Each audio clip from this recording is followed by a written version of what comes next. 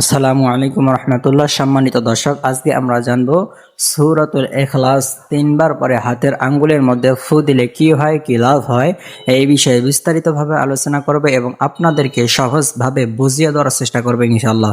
তো আজকের আমলটা খুবই গুরুত্বপূর্ণ। আপনার সম্পূর্ণ ভিডিওটা মনোযোগ সহকারে দেখবেন, বুঝবেন, দেন এরপর আমল করবেন। আপনাকে বুঝে শুনে আমল করতে হবে। আপনি যদি না বুঝে আমল করেন তাহলে কিন্তু কাজ হবে না। আর একটা কথা আপনাকে সবসময় মনে রাখতে হবে, আপনি যে কোনো কাজ করেন না কেন সর্বপ্রথম আপনার নিয়তটা ঠিক করে নেবেন, নিয়তটা সই করে নেবেন। আল্লাহ রাসূল বলেন, ইন্নামাল আমালু বিন্নিয়াত, সমস্ত কাজ নিয়তের উপর নির্ভর করে। তো আপনি যখন যে কাজ করবেন তখন সেই কাজের নিয়তটা করে এই আমলটা করবেন। সম্মানিত দর্শক, তো আপনি যদি এই চ্যানেলে নতুন হয়ে থাকেন তাহলে অবশ্যই সাবস্ক্রাইব করে পাশে থাকবেন, যাতে করে নতুন নতুন ভিডিওগুলো সবার আগে পেয়ে যান। তো আপনাকে আমলটা করার জন্য তেমন কিছুই করতে হবে না, পবিত্র হয়ে এবং নিয়তটা সই করে আমলটা করতে হবে। তো আপনাকে আমলটা শুরু করার আগে অবশ্যই আপনাকে তিনবার ইস্তেগফার করতে হবে, আস্তাগফিরুল্লাহ আস্তাগফিরুল্লাহ আস্তাগফিরুল্লাহ। এরপর আপনাকে তিনবার দরুদ শরীফ পড়তে হবে, অর্থাৎ দরুদে ইব্রাহিম, যে দরুদ শরীফ আমরা নামাজের মধ্যে পড়ে থাকি, এই দরুদ শরীফ আপনাকে তিনবার পড়তে হবে।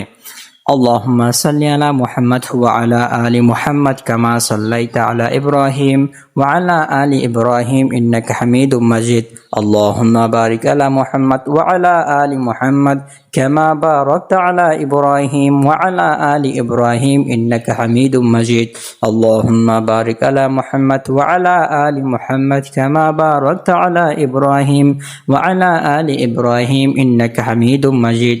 এভাবে আপনারা তিনবার এই দরুদ শরীফ পড়ে নেবেন। তো আপনি যদি এই দরুদ শরীফ পড়তে না পারেন তাহলে বলবেন সাল্লাল্লাহু আলাইহি ওয়াসাল্লাম সাল্লাল্লাহু আলাইহি ওয়াসাল্লাম সাল্লাল্লাহু আলাইহি ওয়াসাল্লাম, এভাবে কয়েকবার পড়ে নেবেন।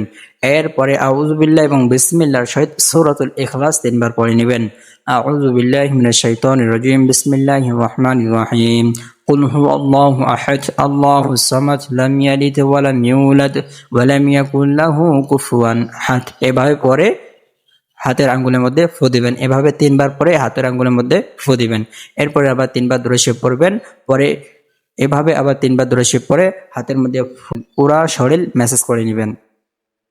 তো আমি আপনাকে যেভাবে আমলটা করতে বললাম, আপনি যে ঠিক এভাবে আমলটা করেন, তাই আমলটা করলে কি হবে, এই আমলটা আপনি যার জন্য করবেন সে আপনার কথা শুনতে বাধ্য হবে, সে আপনাকে ভালোবাসতে বাধ্য হবে, অর্থাৎ সে আপনার উপর আকৃষ্ট হবে, সে আপনাকে পাগলের মতো ভালোবাসবে।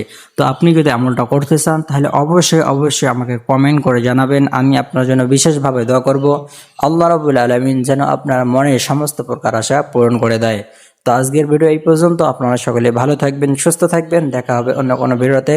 আল্লাহ হাফেজ।